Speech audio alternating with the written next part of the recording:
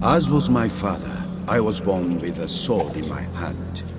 I will spend my life in battle with that sword, and I will die fighting or see my enemies dead before me. This has always been the way in my land. That was my father's way, and I honor his memory. Perhaps my son will honor mine. Once the Shogun kept order in Japan, and the emperor cared for all of us under heaven. There was peace between the daimyo, the great lords that owned the land. But that was a lifetime ago. One day, a daimyo will come to save Japan and bring peace. But will I be the one? Will I see this come to pass? Before I was old enough to carry my own sword, my grandfather told me stories of his childhood. He told me of learning how to use the sword and the bow, the weapons of a true samurai. He told me that my land once knew peace, that Japan was a place where honor mattered, where a man could be a hero and do his duty before his lord and the emperor. All that had changed. War is now our way. I carry my sword, but this is no longer enough. War has changed. Now strength is counted in guns, and any foolish ashigaru can kill a samurai. And this is honor? I no longer really care, because I desire victory more than honor. My grandfather would not like this new way, but he would still see that samurai have courage, that I have courage, that we still follow the old ways, at least that much.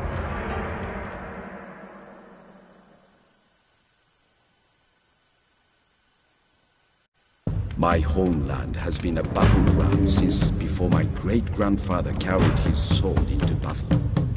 He killed many for his master, and his son, and my father did the same. They were all worthy ancestors. I'm proud to carry the same blade. Like them, I have seen many battles. The wars between the clans make warriors of us all. There can be no rest in these bloody days. The Oda rule much of Japan under their great lord, Nobunaga. He's a skilled general. He understands the new way of warfare, the new way that uses guns. Perhaps Nobunaga will conquer, and my homeland will know peace. Until victory, I know only total war.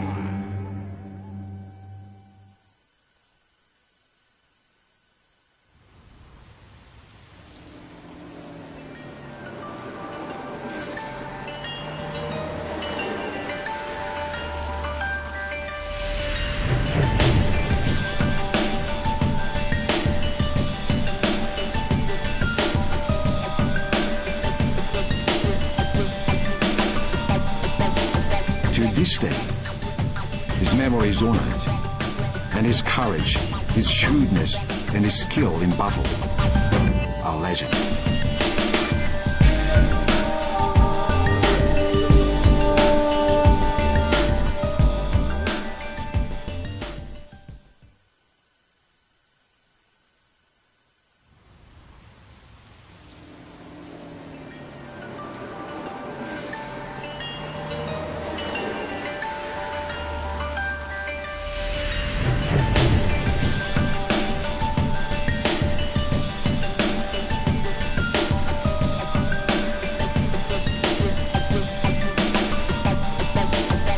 This day, his memory is honored, and his courage, his shrewdness, and his skill in battle are legend.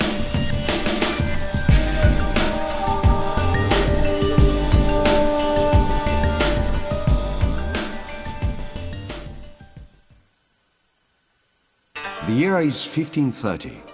For 200 years, the Ashikaga shogunate has ruled Japan from their capital in Kyoto.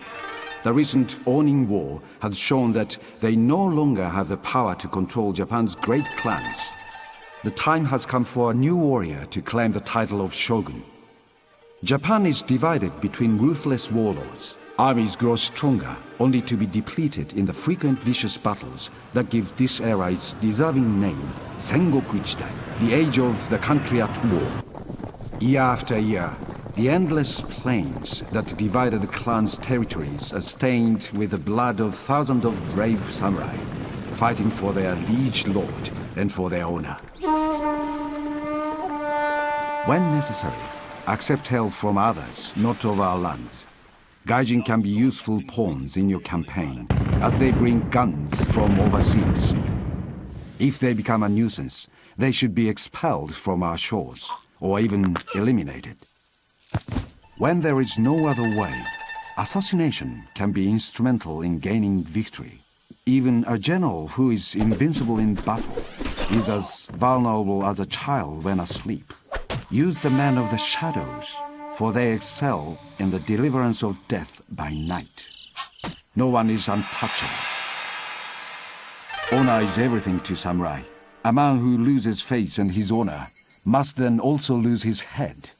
This is Bushido, the way of the warrior. Follow these rules of wisdom that have been handed down through generations, and your victory will be complete. Japan can be ruled completely by only one man, a great warrior, general, and strategist. To become shogun will require battles to be won with the mind as well as the sword. Now is your time. Let total war begin.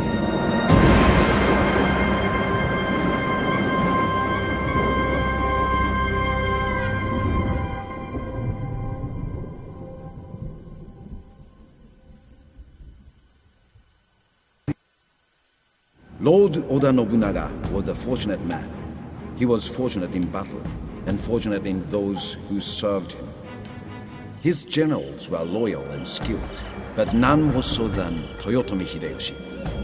Hideyoshi was not a samurai, or born to a noble family.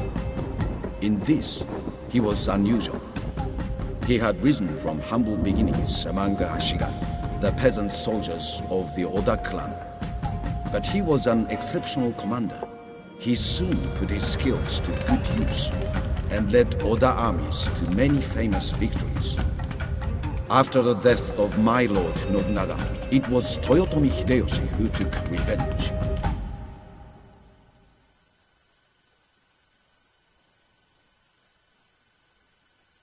Lord Nobunaga was a clever general. He took the European guns and used them like no one else in my land. Under his hand, his army was like a single sword, always ready to strike. Lord Nobunaga was also ruthless. He lived in ruthless times, but that was no excuse for some of what he did. His many enemies would have rejoiced to see his Oda clan crushed and powerless. In return, he crushed them and left his enemies dead, and stripped off land, titles, and even honor itself. He was as cruel in victory as he was in battle. He fought to break his enemies, not just for the honor of winning a battle. He saw clearly, unfettered by sentiment, that one man could again be ruler of Japan. It just took ambition, limitless ambition.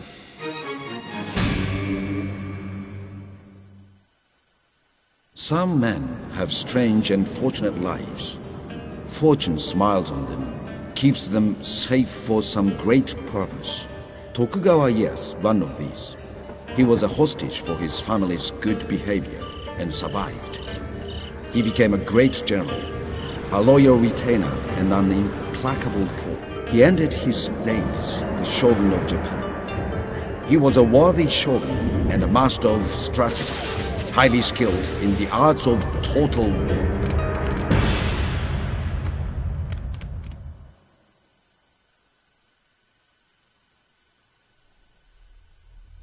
I am Kublai Khan, the Great Khan. My lands stretch from sunrise to sunset. I reach out my hand, and all men tremble. I ride with the horde at my back. We conquer everything before us. We attack. We conquer. We are fearless and unstoppable. From the far Danube to the heart of ancient China, we ride and no enemy is left alive. My warriors? Ha! There are none greater in all the world. And these samurai will stand against us. Us! They are fools and will die like fools. Their Japan will be mine. This I promise.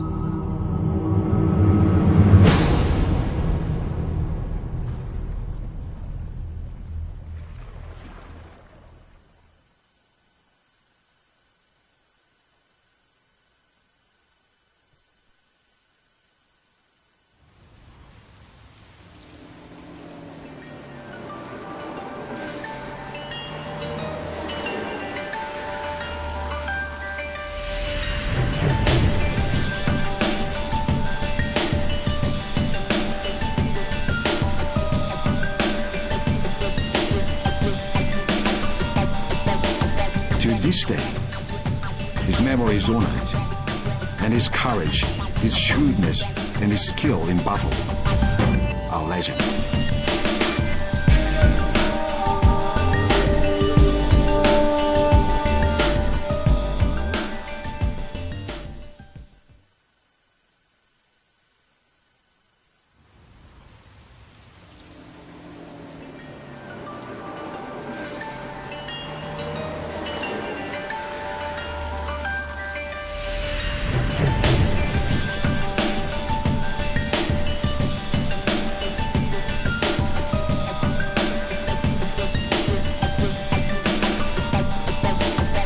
This day, his memory is honored, and his courage, his shrewdness, and his skill in battle are legend.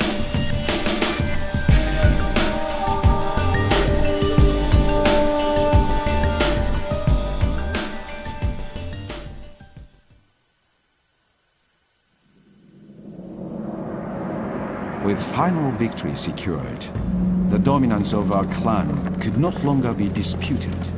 Faced with our invincible armies, all Japan was forced to accept the supreme leadership of a single daimyo. The heritage of our clan supported the legitimacy of our noble lord to declare himself Sei Taishogun, and thereby to found a dynasty which would determine the future of Japan and guarantee the immortality of our honor.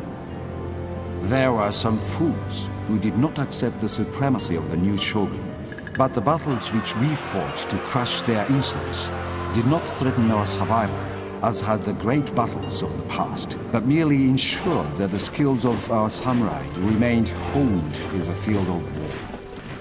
All the wealth of Japan flowed to the shogun, and he used it to raise mighty castles.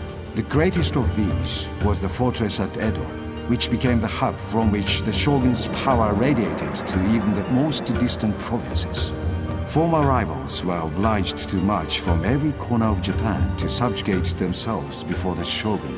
Every warrior was now under his direct control, and if any thought that the shogunate was repressive, then they were shrewd enough to keep these thoughts to themselves. All aspects of life were guided by the will and wisdom of the shogun. He encouraged the samurai to train in the arts of writing and painting, as well as the way of the warrior, while the emperor himself was freed from the distraction of day-to-day power. The order of society rested on strict enforcement of the social hierarchy. The peasants were reminded of their obligations at the point of a sword, and were soon convinced to settle into their jobs of growing, making, carrying, breeding, and paying taxes for the shogun. Once again, Japan became a land for the Japanese, and there was no longer any need for the foreigners' strange superstitions or their coward weapons, and they were not missed when the bamboo curtain descended. Under this firm hand, Japan was never again torn apart by ambitious and grasping rivals as it had been during the Sengoku time. United, the nation thrived, and the sons of the Shogun continued to rule by obeying the traditions set down by our forefathers for hundreds of years.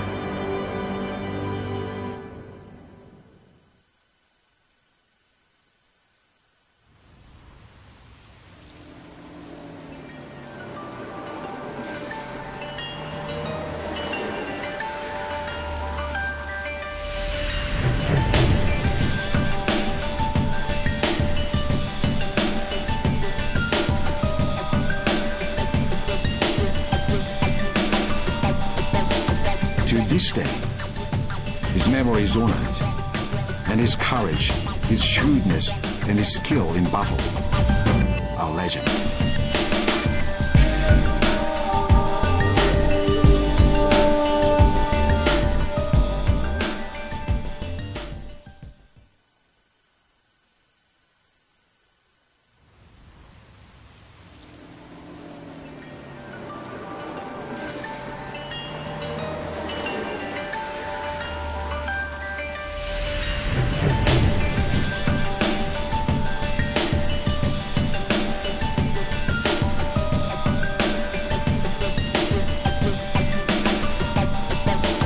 To this day, his memory is honored, and his courage, his shrewdness, and his skill in battle are legend.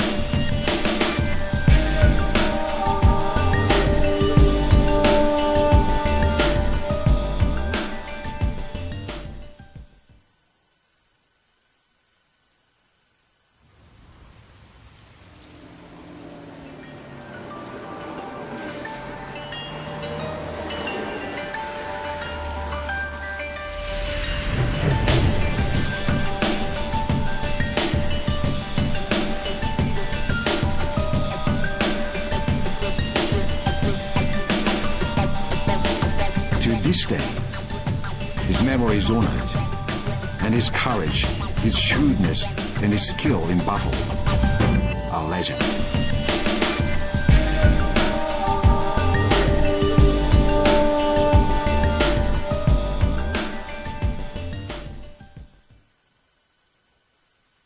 Toyotomi Hideyoshi was destined never to be shogun of Japan. His own humble origins made that impossible. But his skill as a general gave him all the power that Shogun ever had. By any measure of success, Hideyoshi was a great man. But after his death, his family could not match his success. Waiting for Hideyoshi to die was another superlative general, Tokugawa Ieyasu. This land of Japan is powerful, a good place to live, a vital part of the great Mongol Empire. The lands of the Khans stretch from here in Japan across all of Asia, an empire unrivaled. It was not always so, but the Japanese daimyo and their samurai warriors are long gone. They stood against the Khans, and now no one even remembers their names. Who needs to remember the long dead? Instead, let us remember the Golden Horde. Let us remember them and their great victory. They made this land. This is the province of Japan.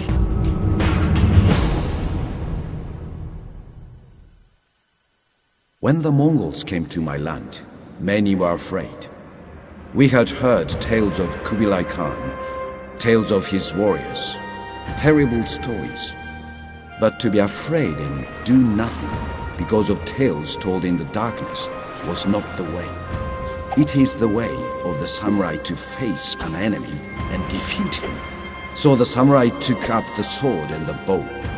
They faced the Mongols and drove them back into the sea, back to China.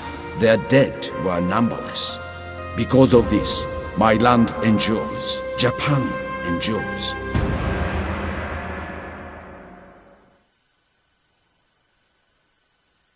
Lord Nobunaga's victories made sure my land would one day have a single shogun as ruler. He did not take the title of Shogun as his own, but he had all the power that he could ever have desired.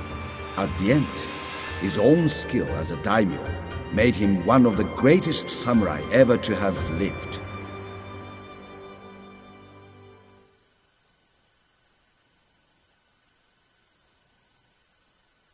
One name will always be remembered in my land, Tokugawa Ieyasu. This was the man who finally became Shogun. He brought an end to more than 100 years of bloody warfare. Brother would no longer kill brother. The land would know peace. His legacy was to recreate Japan as a country. He finally swept away the petty kingdoms of the daimyo and made one land in their place. His descendants ruled my land for another 250 years before our world changed again. The Tokugawa shoguns gave my land peace, but at a terrible price.